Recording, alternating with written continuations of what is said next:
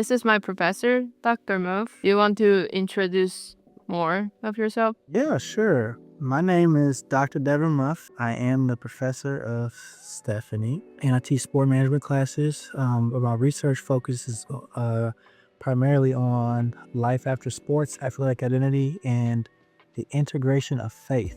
Okay, so you are a former Division I basketball player.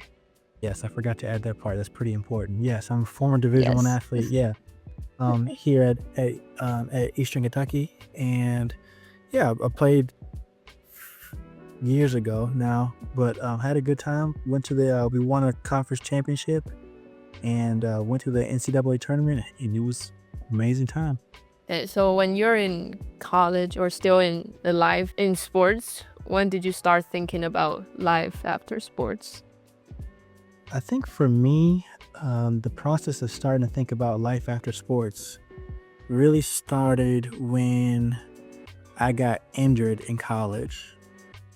I ended up, the start of my junior year, I tore pretty much everything in my shoulder, my rotator cuff, my labrum, dislocated it. It was bad. But that was the first time I had to sit out, and it was my first serious injury, and I had to sit out for an extensive amount of time.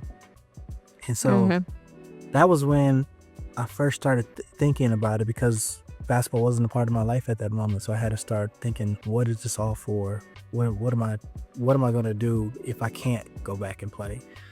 And my parents had always tried to remind me about, like, hey, eventually this is going to end, but I just ignored it for so long because I just wanted to be focused on the sport.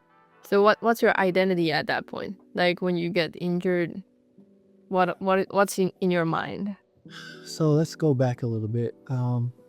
Pre-injury, it was primarily focused on basketball. And that was our just my worth and how good people thought I was in my sport. A little bit before the injury is when I became a Christian. I became a Christian about 6 months before my 21st birthday. That was a weird transition because I didn't know what that really meant. I ended up playing overseas that summer in New Zealand with a Christian group called Athletes in Action. And that was really cool. And that's when I really learned how to share the gospel with other people. And I learned how to just really more like how to use my faith as a platform for other people. So I became a Christian, but I didn't really know, like, it was like Christianity was on one side and sports was on the other. So there was like no integration of like what it really was. So there was a piece of me that was still my identity was still at like a stage of like tug of war, like a push and pull. And I think when I got injured, it was still primarily focused on sport, but because I was injured, I had nothing else to rely on other than my faith in Christ at the time. So yeah, that was like a weird moment for me when I got injured, but I would say I was still primarily focused on my sport and like what was I going to do when I got out there. So then I ended up coming back. Like after I came back, like it was still like, I think that was when my faith got reoriented into like, I'm a Christian that's playing sports for the glory of God. Does that make sense? Yeah. You remember I go to your office like last spring? Yep. That's probably when I'm like drowning and trying to figure out my identity. But like I met the people in FCA, I met Jim, Jennifer, and then they helped me a lot with knowing what I'm doing for, like I'm playing for something bigger than me. And I think it's great that people realize that. Yeah. Well, hopefully the conversations in my office helped and not hurt those identities. Yeah, definitely. So I see the Instagram Next Play project. I forgot who sent it to me. And then I don't know. I didn't send it to her. It's kind of crazy because everybody, like, all of a sudden, there's like one day I had a whole bunch of students following me. I was like, oh, wow, this is crazy. But it's been wild. I've been doing it for a little bit. And people have been, like, complete strangers have been talking to me about this thing, and students have been following, but from different universities all around the country. So yeah, it's really an issue. But yeah, I'm sorry I cut you off. No, let's start with the beginning of this. Like, why would you start this, and what's the goal for this? Yeah. So I started Next Play Project because I struggle with life after sports. When it was finally over, it still took a lot for me to understand that I could do more than just throw a basketball 10 feet in the air. And I struggled with who I was outside of being a competitor. And so it wasn't really until I surrounded myself with community, but I also had to do a lot of deep reflection with knowing who I was at the time. And of course, the church was there to help me, with those identity issues. And people have identity issues outside of sport, but I think sports is unique because it just encompasses your whole life. And so I started this, wanting to help other people not struggle like I struggled, and wanting to get them to that next step. A lot of sports is going to end for everybody, who's involved for it. And I just wanted them to feel I can confidently move on to the next stage of my life, knowing that sports taught me a lot of things, and I don't have to completely give up that side of sports, but just understand that it was a chapter in my life that could take the skills that I learned in that section of my life onto different things. Okay, what do you think is the best part for being an athlete and then going to the real world? When I reflect on my time of being an athlete, it has little to do with the things on the court or field of play. It is more so the best part of being an athlete for me was the teammates that I got to be with. I always tell people my favorite part of being an athlete was the bus rides, traveling to long distances, and we would be on the bus rides forever. And you have it good, and you guys get to take planes sometimes. And we hardly took planes, but we drove a lot of places. So that was hours getting to know your teammates and being in the hotels and just joking around and just late night, just conversations and, just talking about life. And those are my deepest friendships was when I was playing sports. And I still talk to a lot of my teammates to this day about the times we had. We're still really close with each other. How about the worst part? I'll not say worse, but people didn't realize that athletes should work on more when we go to the real world. Yeah, so when you talk about the transition into the real world, I think the worst part that I think we fail at as an institution of people who host athletes is we don't really equip them for the real world. We just kind of just focus on their skills in the sport and not really focus on what happens next, or what you learning how to be a goalkeeper, for example. You didn't just learn how to be a goalkeeper just to, defend the goal. You learn how to be a goalkeeper. What are other skills that are taught you, like communication, hard work, resilience,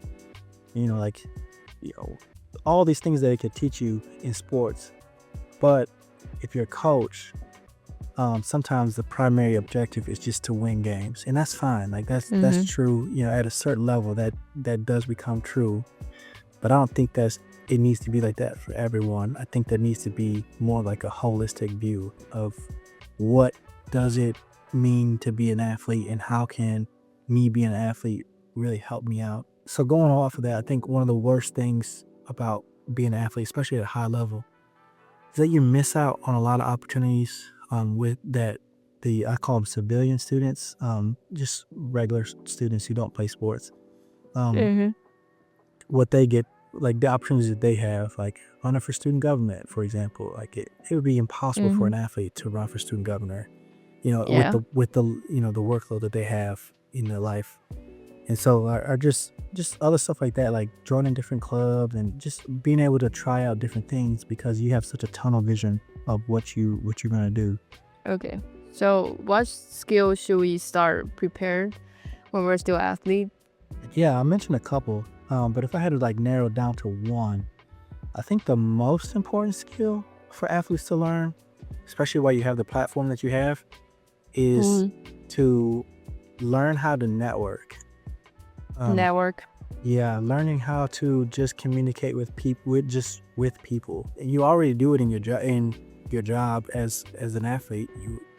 You already communicate that way. But if you learn how to communicate effectively with other people, I think that will go a long way to building success. A lot of the times, most jobs are less about what you know and more about who you know.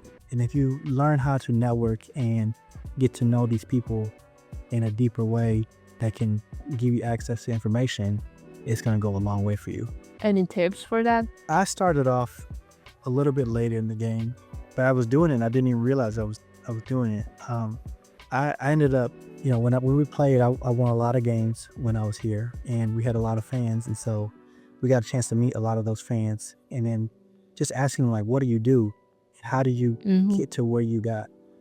But not only that, there may be something that you may be interested in working in, and you might have never seen anyone do this. So if you don't know, a good piece of advice that someone gave me is, if you don't know what you want to do when you grow up, know who you want to be like. And so I started following those people. I was a little weird. I creeped on them on LinkedIn a little bit. I actually did what you're doing now, is I started a podcast, and I was just a way. One, it was a way for me to get to talk to people who I really admired and like working in fields that I want to be in. But two, it was a way for me to show people that I knew what I was talking about in these fields, and so if a job ever came up, they were interested, they thought I might be, a good candidate for that position, they would always reach out to me. So I made a ton of connections from LinkedIn, but yeah, there's tons of ways to do it, but that's the way I chose to do it. Very good advice. So what kind of tools that you will use to know yourself better? Because I feel like, I don't know, like for me, I don't think I know myself that well to know where I want to be and like what's the plan next for after college and stuff. So are there any tools that I use or? Well, here's a little plug for myself. Come talk to me. I can help you out with that. But not anyone. If you get a text in Chinese, will you be able to help them? And Google Translate makes it a lot more accessible these days. No, I'm just kidding.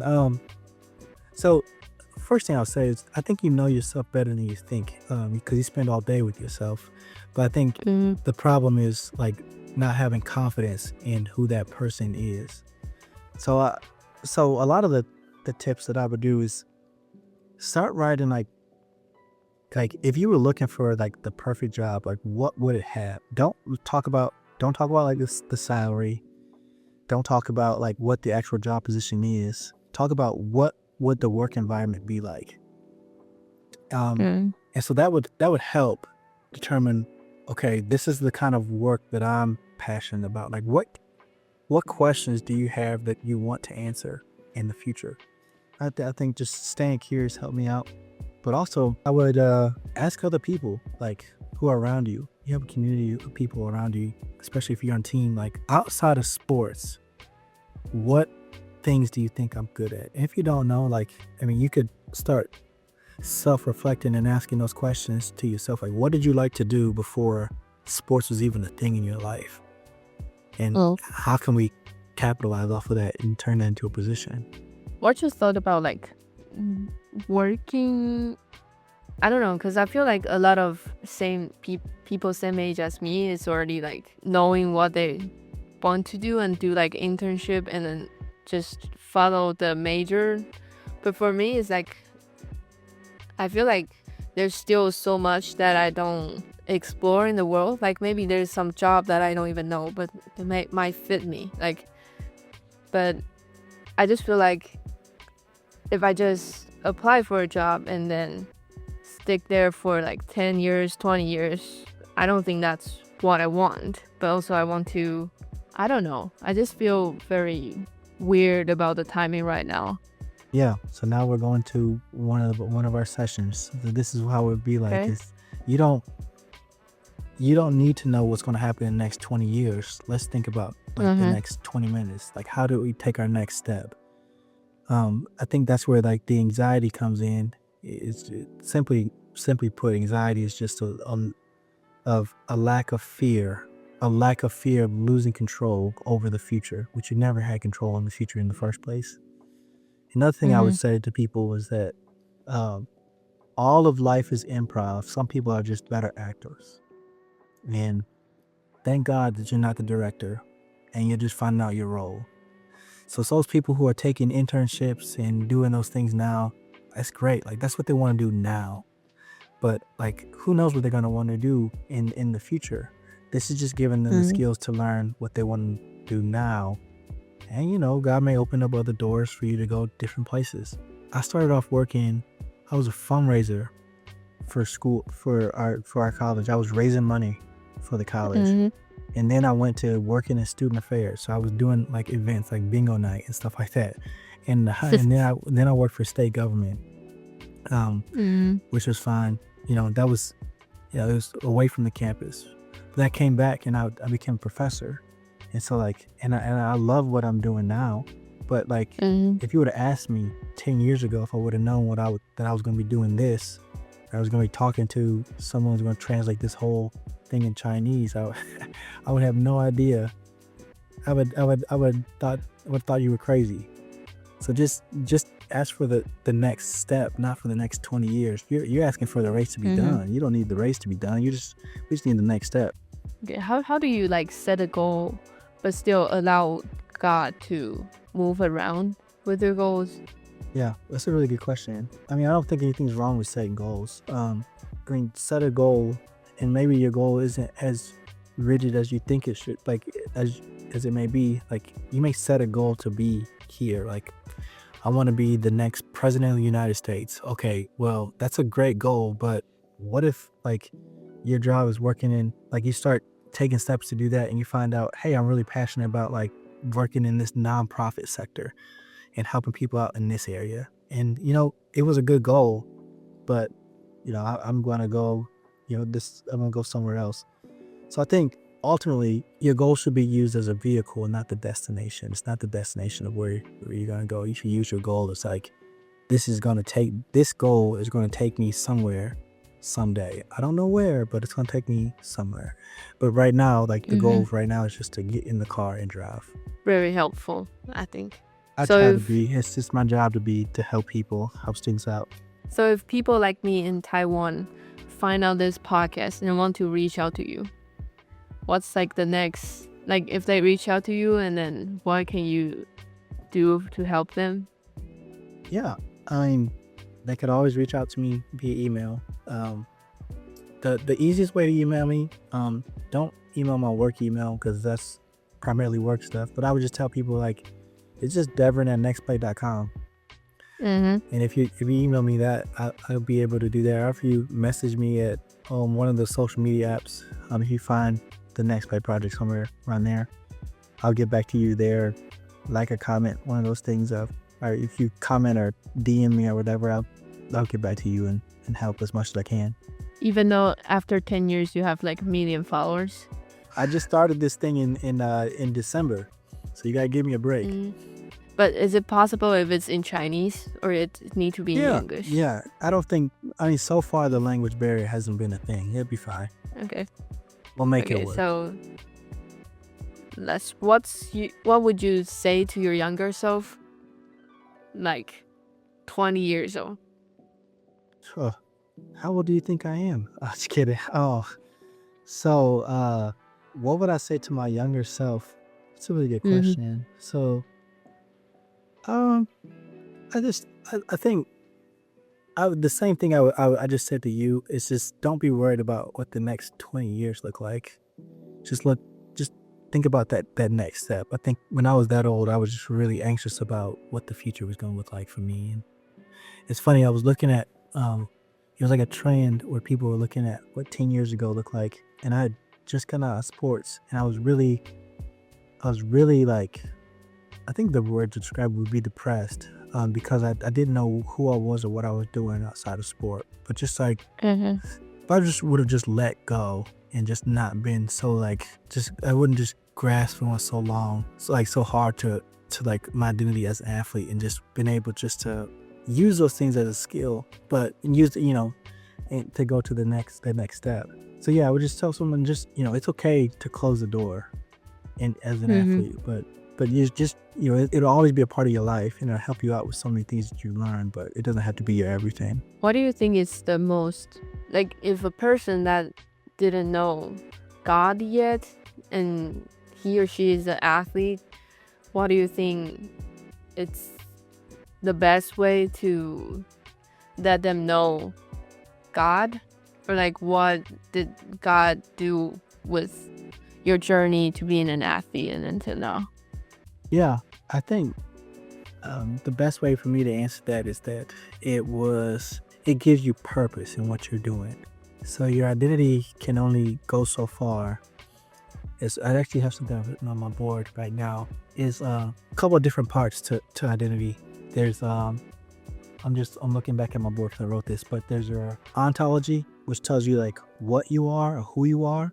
So, and then there's this sociology is more of like whose I am, and then there's that autonomy that gives you like the purpose that drives all those things.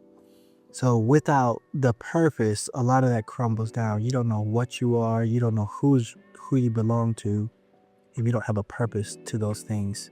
So for you, for example, you're a Taiwanese athlete, right? Like if you like, it's nice to play for that. It's nice to I'm on this team. I'm an athlete. I'm from Taiwan.